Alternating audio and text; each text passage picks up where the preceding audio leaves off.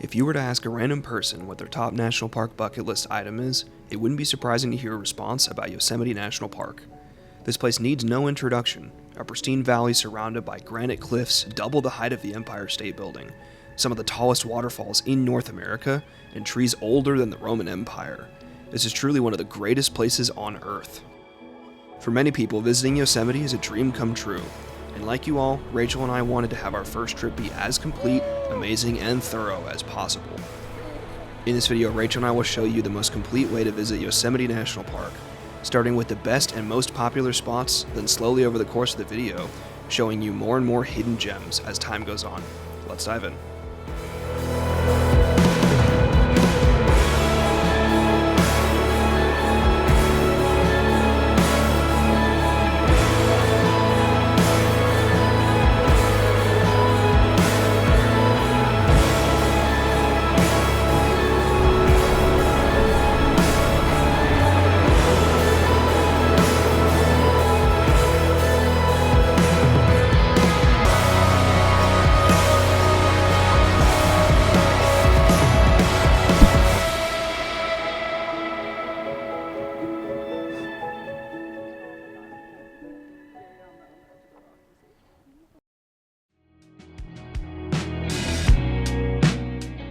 As you drive through Wapama Tunnel, you are immediately treated to one of the most iconic national park viewpoints as soon as you exit, Tunnel View.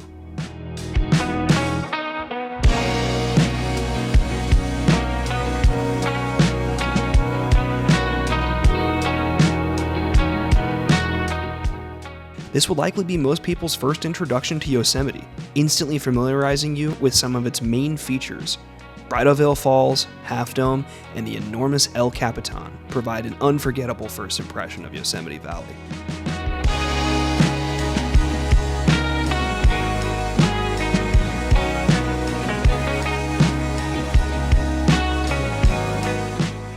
While you can always go at any time of day, visiting near sunset isn't too bad either.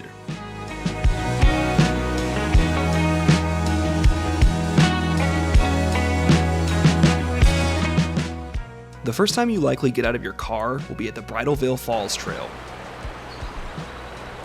This trail is a short, flat boardwalk that leads you directly to the base of the falls. Check the hiking fit. Oh yeah.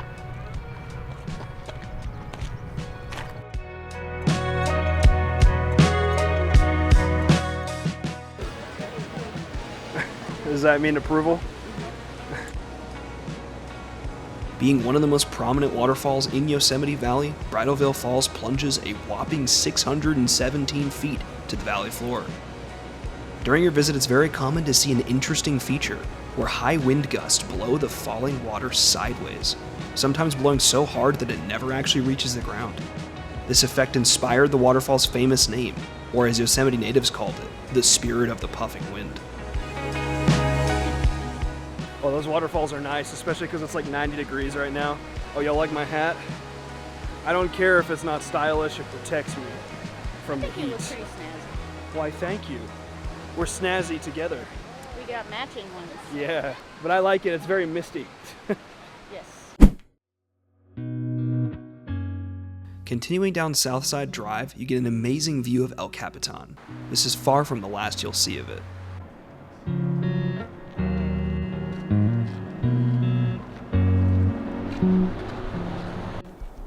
Hey, yo, that's kind of crazy, bro. Yeah, a little bit.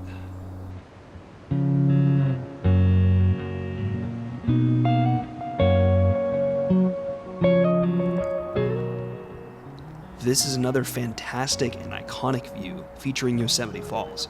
Just be aware that this is a very popular spot with limited parking, so come visit this one in the early morning for a more peaceful experience.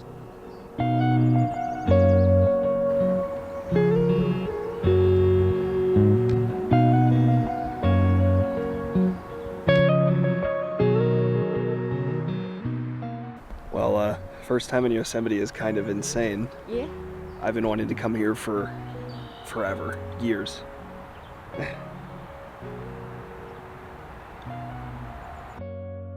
The best way to truly introduce yourself to Yosemite Valley in a more detailed manner is probably the Valley Loop Trail. This is a mostly flat hike that you can access from many spots along the main road. The hike circles around the valley, often alongside the beautiful Merced River. This place doesn't even look real. I'm gonna be honest. Like, everybody talks about like the big, popular parts of the valley, but literally just every inch of it is just like actually paradise. Reminds me of like the Tetons, because the Tetons are considered like pristine, as in a lot of the areas are like ancient flora and fauna that hasn't been disturbed for thousands of years. This feels very much like it, and I wouldn't be surprised if it was true.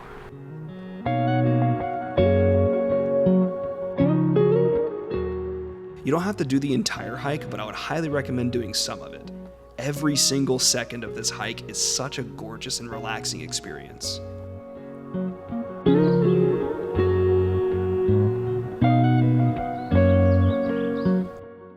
Yosemite Valley receives 4.2 million visitors per year, making it one of the most popular national parks in the world. As such, parking can be a nightmare here. As early as 8 a.m., you cannot find any parking spaces within half a mile of a popular trailhead. There is, however, an easy solution to this. The Yosemite Valley Shuttle is an extremely robust system that brings buses to every major spot in the valley every 15 minutes. We were in the valley several times and would just leave our car at the first spot in the morning and use the bus all day. It's pretty reliable. One of the first attractions along the bus route is the Ahwahnee Hotel. Built in 1927, this 4-star hotel was created to draw more affluent visitors to Yosemite. The exterior is built mostly from stained concrete, which was poured into molds to simulate a wooden appearance. This was done to make the building more resistant to wildfires. Mom and Dad, you want to stay here so bad. You want to come back and you want to stay here. There are many unique rooms inside this building with some beautiful decorations. In particular, we liked the main hall and the solarium.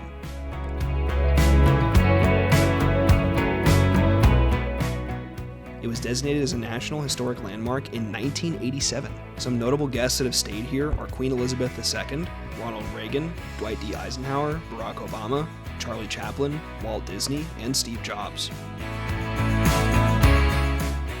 Out back, there are also fantastic views of Half Dome with a few short hiking trails.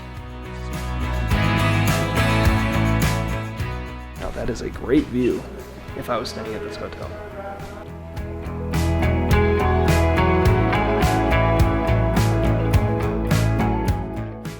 The next bus stop is the Lower Yosemite Falls trailhead.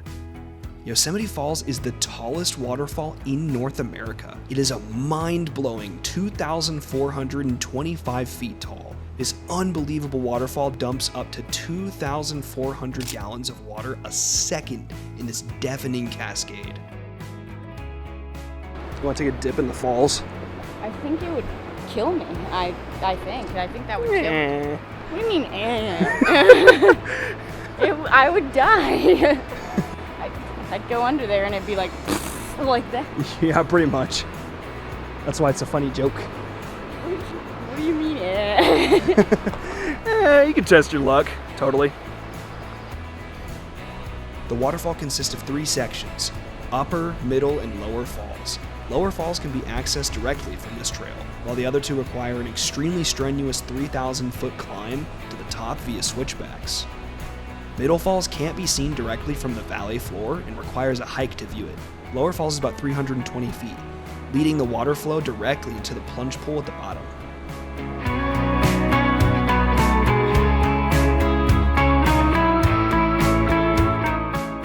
It is important to note that Yosemite Falls regularly dries up in the late summer and fall, so if you really want to see this, I would recommend coming in spring or early summer. We were here in early June for this visit.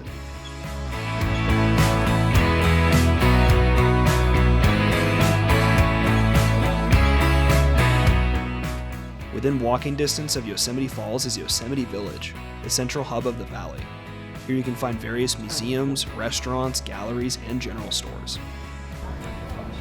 This is the inside of a sequoia. You can see here when the Vikings came to North America, all the way till the Yosemite Grant. The Welcome Center can also be found here, which goes deeper into the general history and geography of the park. This area also includes lots of information plaques on the world-class rock climbing here in Yosemite, including some of the most famous climbing world records on El Capitan. Like Alex Honnold, the first person to ever free climb El Capitan, meaning rock climbing without any ropes or protective gear, as well as the fastest climb by him and Tommy Caldwell, who climbed the 3,000-foot granite face in just under 2 hours. If you're into landscape photography like I am, you won't want to miss the Ansel Adams Gallery. This gallery contains several original photographs and recreations of some of his greatest work. Ansel Adams is one of the most famous photographers of all time, known for his amazing skill with landscape photography with black and white. He was also a vital environmentalist who helped popularize and expand the national park system.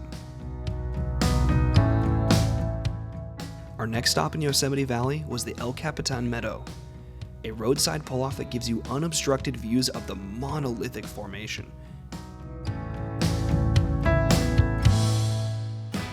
You know, to know that somebody climbed to the top of this, I can't even get my, the fact that some people that climbed to the top of that is just horrifying. That is so tall and just, it even curves in a little bit. Oh my gosh. But it's gorgeous. That's way up there.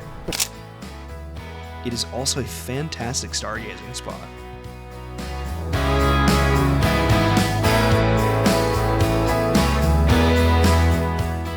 Good morning. We found parking. It's still a nightmare, even on Monday. But we got a spot. We have Our son. We have a son. This is Glorp.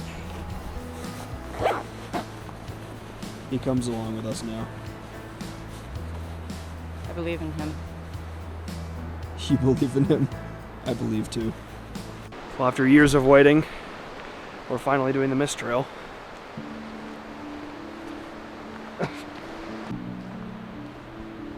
Our first major hike of the trip is the Mist Trail to the top of Nevada Falls. The Mist Trail is the most popular hike in Yosemite National Park.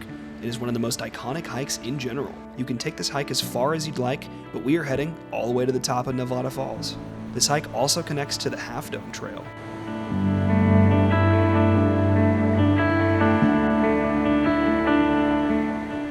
Along the way, you will follow the same calm Merced River down in the valley, which is now roaring with a thunderous volume.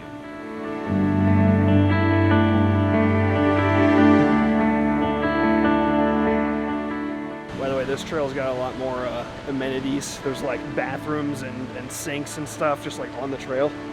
So, because it's usually very popular. One of those places that if you don't get here early, it's a zoo.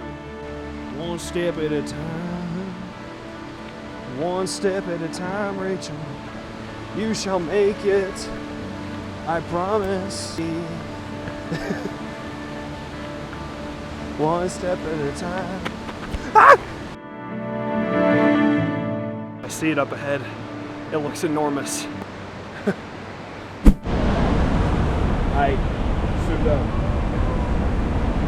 Is it a mist or a shower? We'll see. Once you reach Vernal Falls, throw on your rain jacket as you will get absolutely soaked this time of year. It really is more like a shower than a mist, just like I said. This super unique section of the hike drenches you from the 317-foot tall Vernal Falls as you climb the 600 granite steps past it.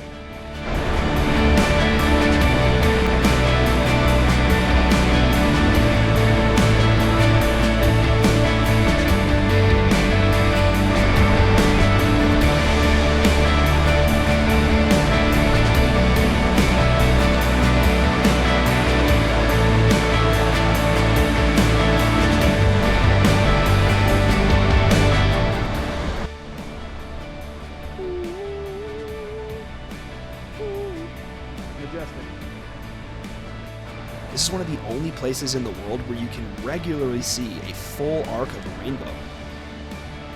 If that's not cool enough already, how about 2 full rainbows?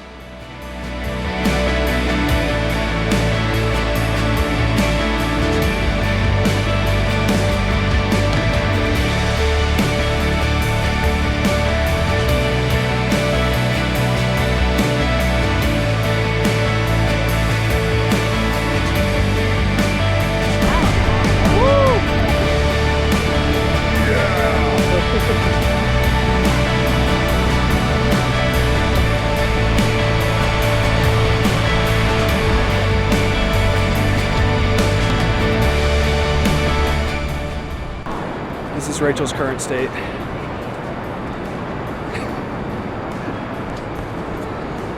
You okay? I'm not gonna make it so go on without me. Save yourself. This hike is no joke, especially if you continue from here, as it's over 2,000 feet of elevation gain that is mostly stairs the entire way. It's basically a long stairmaster to the top of Nevada Falls. Once you get to the top of Vernal Falls, you can see how far you've already gone. It's a good place to take a break and dry off before heading on.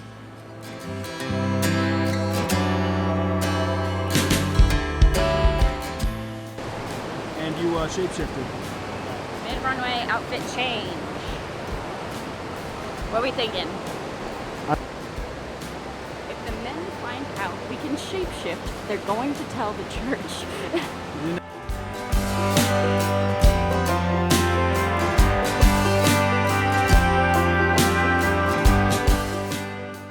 I was gonna say, on this trip, we've been kind of getting into some of the Sierra Nevada folklore of like some of the backcountry stuff, you know, like the Sasquatches and whatnot.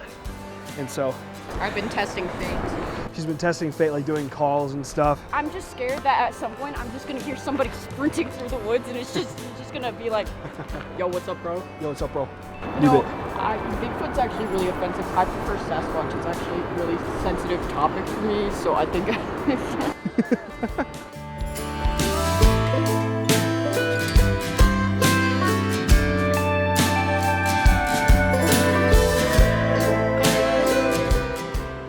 open the floodgates of heaven. Yeah. We made it, bro. I thought I was a goner. That's pretty sick. After another half mile, you'll reach the base of Nevada Falls. This waterfall is almost twice the height of Vernal Falls and is absolutely incredible.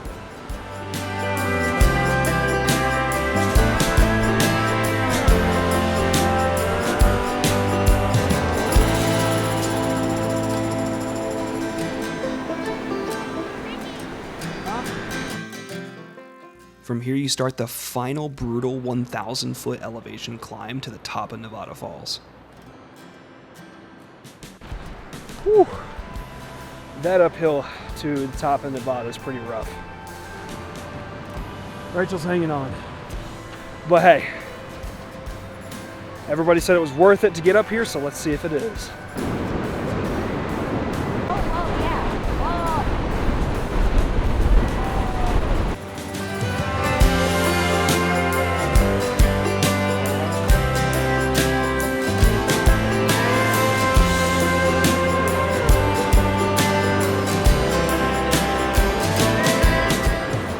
The top of Vernal Falls is one of the most amazing views we have ever seen, truly showcasing just how far we have come. This is one of the most iconic hikes in the entire national park system for a reason, and I would highly recommend going the full way for the best experience. It's very hard, but it's absolutely worth it.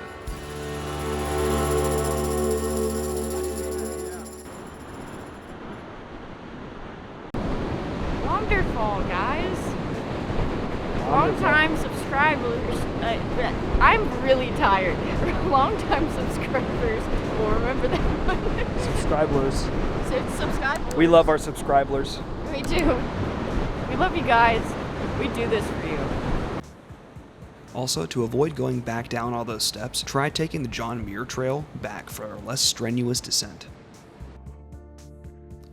Leaving Yosemite Valley behind, the next area we recommend is Glacier Point. Glacier Point is a commanding view overlooking Yosemite and Tenaya Valley. From here you get arguably the best view of Half Dome in the entire park, being able to see the whole formation in all of its glory, as well as the same mist trail that we just hiked on.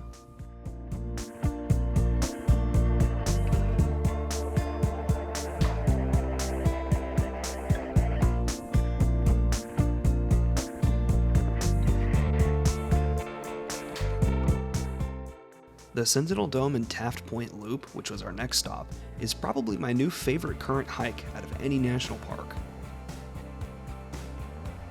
Oh boy, this one is going to be a sunset hike, and it will be, hopefully, phenomenal. Look at her all pack-muled up. You look like you're ready to explore the wilderness. Take this loop trail clockwise, starting with Sentinel Dome as it has less of an incline, moderately climbing through a forest that leads towards the granite formation.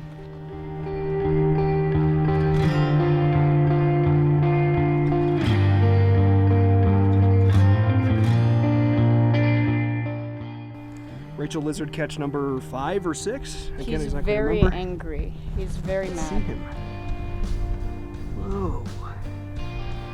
He's not very happy with me, but he's a handsome fellow or woman. I think it's a boy. Yeah. Bye, buddy. Oh my gosh, he's fast. This is part of like a new series we're adding to like the GNR Journeys formula, is just Rachel lizard catches. So hopefully you enjoy. Hey, yo, pose. What the fuck is that? Bro's got the scoliosis pose. Not the lumbar Bro's scoliosis. built like a question mark. Once you reach the base of the dome, it's a short climb to the top.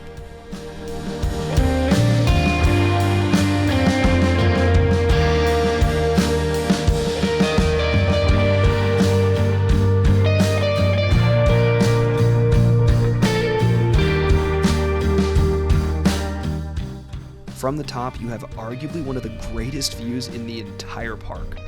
From the top of Sentinel Dome, you have a 360-degree view of Yosemite Valley. There is so much that you can see from up here.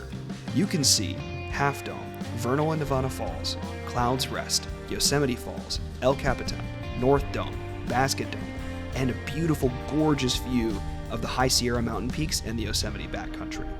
I would highly recommend just staying here for a while and soaking it all in. This view has everything.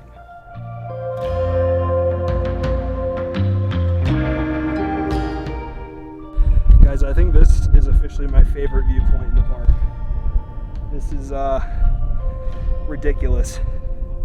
Glacier Point's cool, but this just blows it out of the water. You can see the whole Yosemite Valley.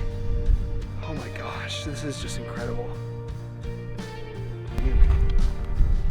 So this is a compass that's on top of here, and it shows pretty accurately where different peaks are. So, and Yosemite Falls, just different locations in the park. From all the way up here, you can see, because Yosemite Falls is right there. Yeah, it's right there. That's pretty cool.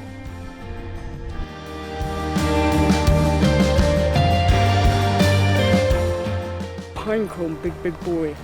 You can't take it though, it's illegal. I know, sadly, but it's really cool. It is, right?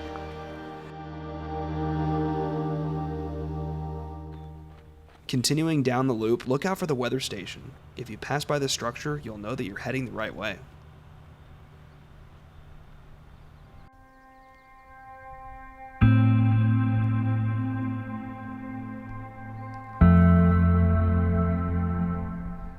Everywhere you look, it's just insane. All right, guys, we're at a viewpoint that most people never see because there's no signs for it. It's called Roosevelt Point. We just happened to figure out exactly where it was. Holy.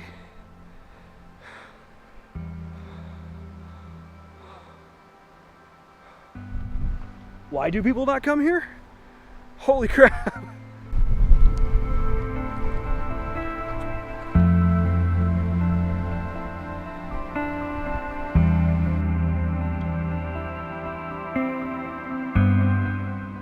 There is not a single soul here, it is just us.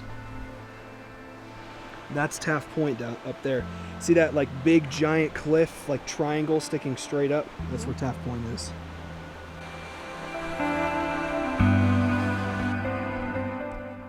As you cross the granite plateau to get to Taft Point, you'll come across these terrifying granite fissures, which are deep, narrow fractures in the mountain that can drop for thousands of feet.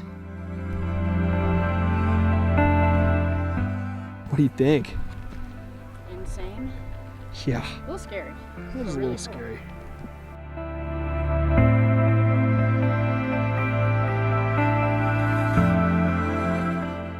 What can I say?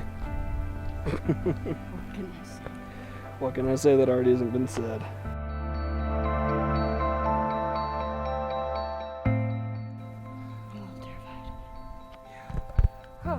can't look. That's crazy. It's scary, but it's pretty sick. I'm about to shit my pants. It's really high up, like extremely. It takes a second to get used to. Oh my gosh. How you doing? Huh. Not great. I'm right here. I was playing a dangerous game. I'm leaning back so far. I don't blame you. Hi guys.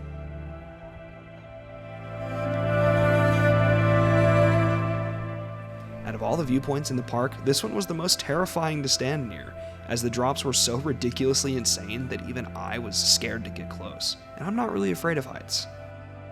This viewpoint is already incredible normally, however for sunset, it's truly otherworldly.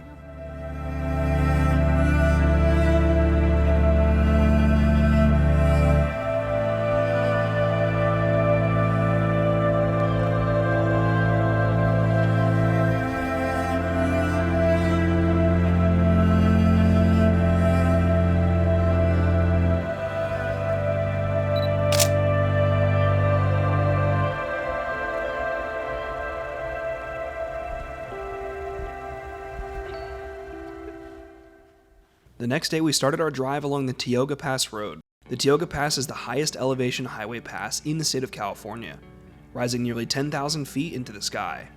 The scenic byway follows Highway 120 for 47 miles as it cuts through the High Sierra, passing to the other side of Yosemite National Park.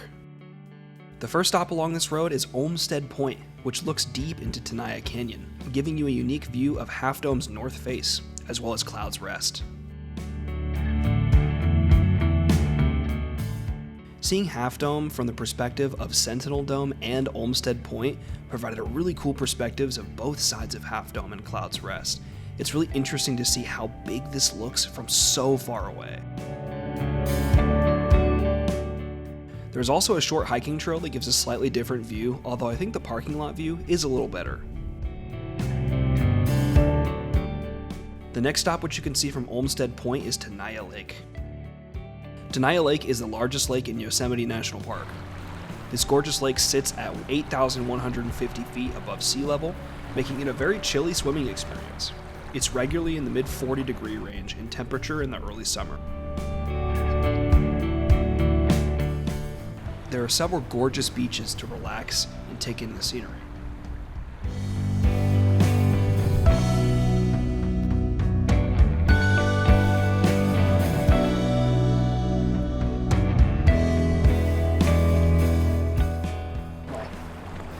We only brought tennis shoes, so because You know we're what? kind of down. You know what? What? Ain't a big deal, brother. Okay. Ain't a big deal, brother. Yeah, get in, man. Yeah, get in, man. Alright.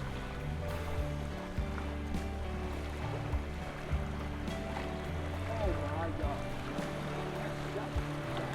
Oh wow.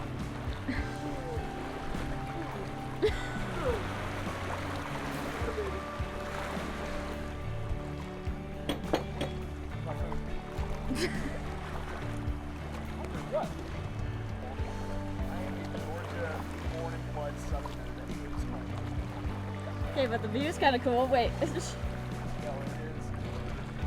I call this one shivering my ass off. I'm good. Uh-huh. Good. Yeah, keep going.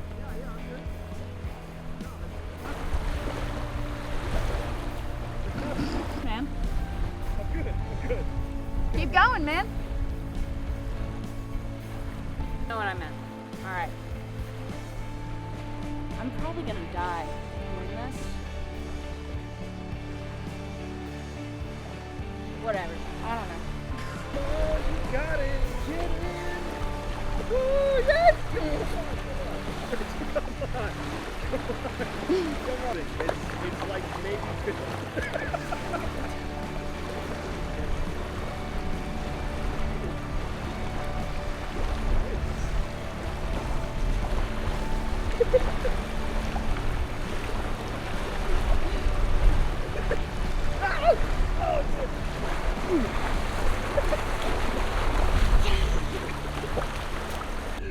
That was a little funny. Come on. That was really funny. I cannot believe you.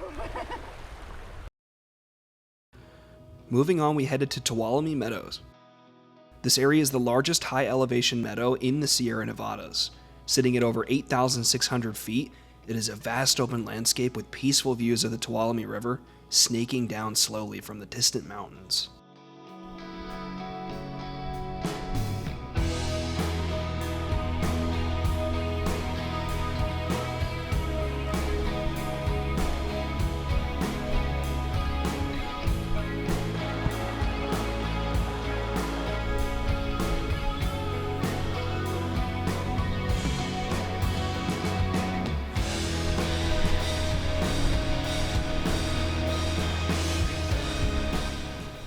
Almost completely quiet out here, even though we're right next to the main pass itself. Oh, the river is so quiet you can't even hear it running. It's just like a perfect little stream. It is gorgeous here. I really like this spot. There's lots of backcountry trails that you can take from here to just, go wherever, but even if you don't want to do those, you can just stop by. It's just great to just sit and relax here. In the last stretch of the Tioga Pass, the landscape begins to morph drastically, from the familiar Yosemite scenery into the best example of the rain-shadow effect that I've ever seen. This part of the pass is often overlooked as you exit Yosemite. In a matter of minutes, the lush green scenery mixed with the granite domes are replaced with the Eastern Sierra Range, which are some of the tallest mountains in the contiguous United States.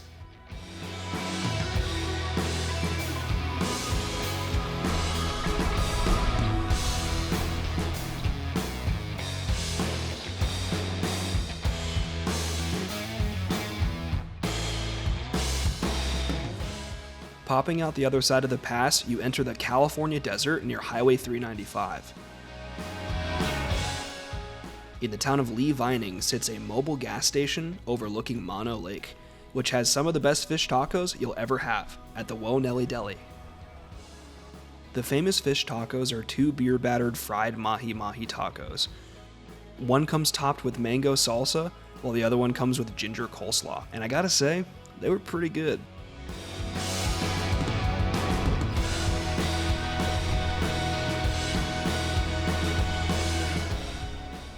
For our last stop of the day, we headed down to the Mono Lake shoreline. Mono Lake is a massive saline soda lake sitting in the California desert. It is one of the oldest lakes in North America, being nearly 1 million years old. This lake has no ocean outlet, making the salt levels incredibly high. This lake is 2.5 times saltier than the ocean. Most of the shoreline is part of the State Natural Preserve that protects the tufa spires, which are calcium carbonate spires that formed by the interaction of the High Sierra water flow mixing with the Mono Lake's salty base.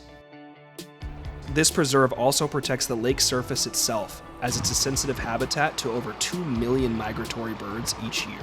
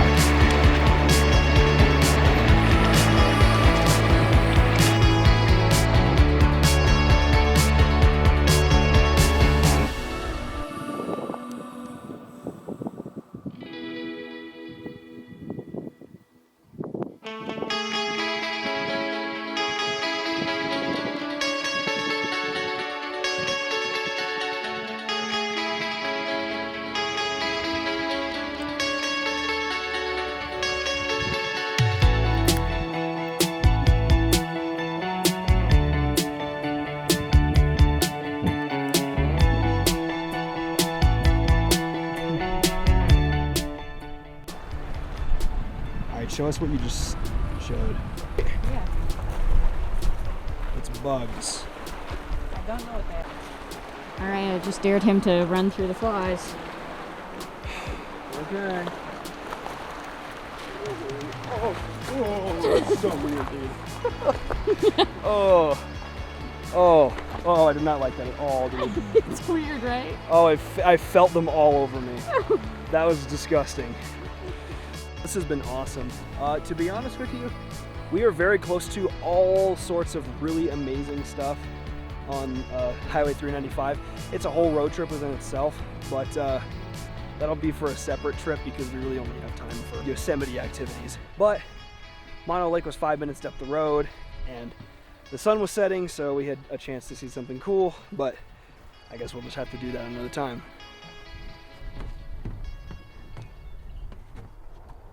Oh yeah. Heading back towards Yosemite, we headed to Hetch Hetchy. To reach this area, you have to drive down a bumpy, winding road for about 45 minutes from the Crane Flat gas station. This area of the park is only open from sunrise to sunset, so make sure that you aren't trying to get in when it's dark. It is also by far the least visited area of Yosemite.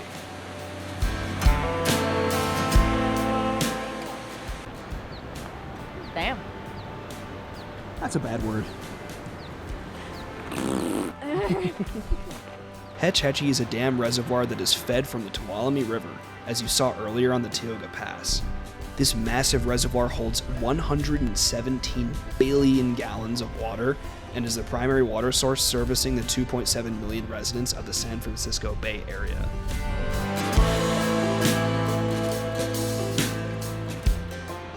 All right, so we are in Hetch Hetchy, which is the probably the least known part of Yosemite. We're here on a Sunday evening, and there's very few people here. But yeah, I think it's really cool. It's basically a mini Yosemite that has been turned into a reservoir. So we are going to hike to Wapama Falls. Only receiving about 50,000 people per year, which is about 1% of the 4.2 million that visit other parts of Yosemite, making this a true hidden gem. The history of this place is a tragic yet fascinating tale. Before the dam was built, Hetch Hetchy was another area comparable to the Yosemite Valley. Mirroring the popular area, this place also had a flat valley floor with 3,000-foot tall granite cliffs surrounding it. Major features such as Wapama Falls, Kulwana Rock, and the Hetch Hetchy Dome mirrored the Yosemite Falls, Cathedral Rocks, and El Capitan formations that many are familiar with. In the early 1900s, one of the first nationally considered discussions of environmental conservation was brought to the American public over Hetch Hetchy. This area was proposed as a potential site for a new reservoir to service the rapidly growing city of San Francisco. It was the first time the general public had ever considered whether preservation or progress mattered more to them. Eventually, after decades of battling, Hetch Hetchy Valley was flooded and turned into a reservoir in 1913, following a devastating earthquake and fire in San Francisco, which helped sway public sympathy towards providing an adequate water supply for the city.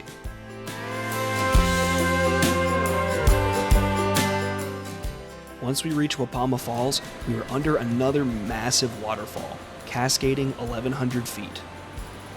During heavy flow years, this waterfall can make the bridge below it literally impassable sometimes from the amount of water.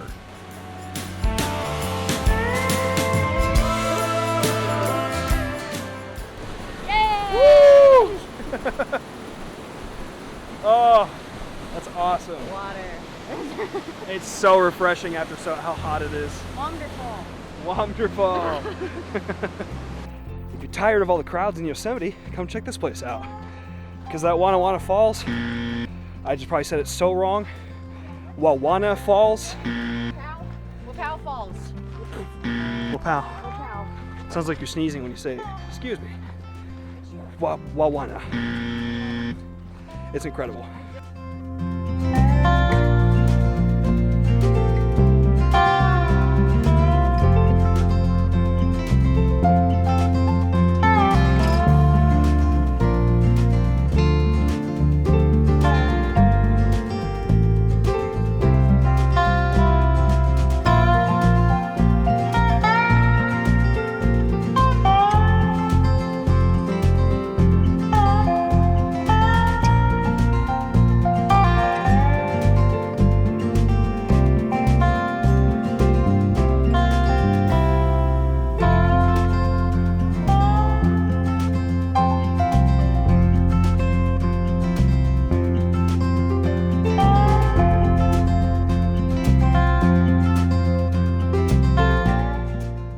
last recommendation in Yosemite is the Mariposa Grove. Once you park here, you have to take the free shuttle to actually get there.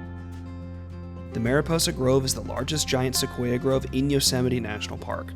It holds over 500 mature sequoia trees, 2 of which are in the 30 largest sequoias in the world.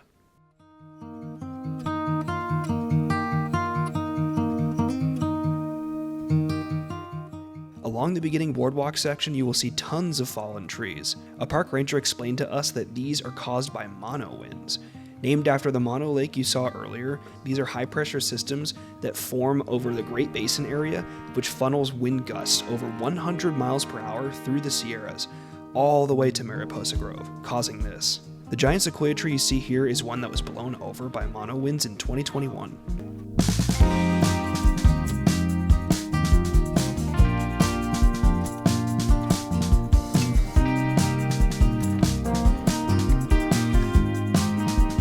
Roots. I will say these fallen trees are really, really cool. I like seeing like the giant roots of them. Like, it just shows you how big just the base alone is. Giant sequoia trees are the largest living organisms on Earth and can live for over 3,000 years. These trees have a very particular habitat, only being found in a handful of areas along the western Sierras, between 5,000 and 7,000 feet of elevation. The fire tried to get him, but he outlasted it.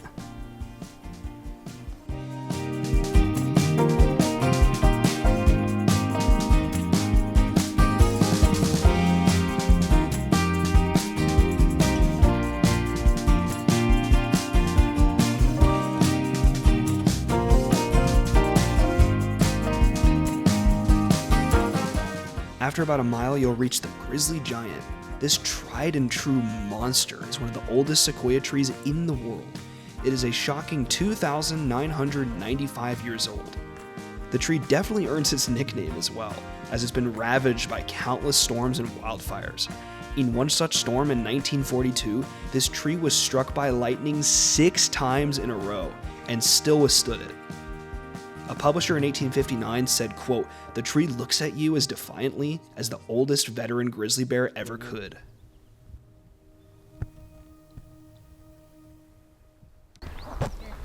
Yeah, Gabe, those are its branches. Wow. Really? Yeah, see, look. So he's had branches fall off, but he's still hanging on. The next stop on the loop is the California tunnel tree, which is the only remaining sequoia tunnel tree.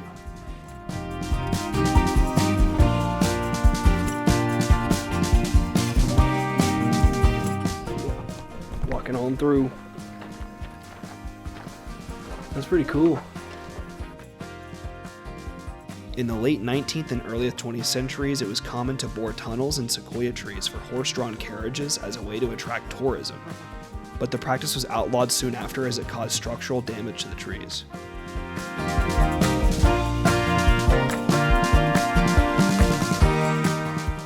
All right, well, that's going to do it for our time in Yosemite National Park, guys. It's been insanely incredible. Yeah. Well, next, on to Sequoia. If you liked this video, check out some of our others on nature and travel, and we'll see you all on the next journey.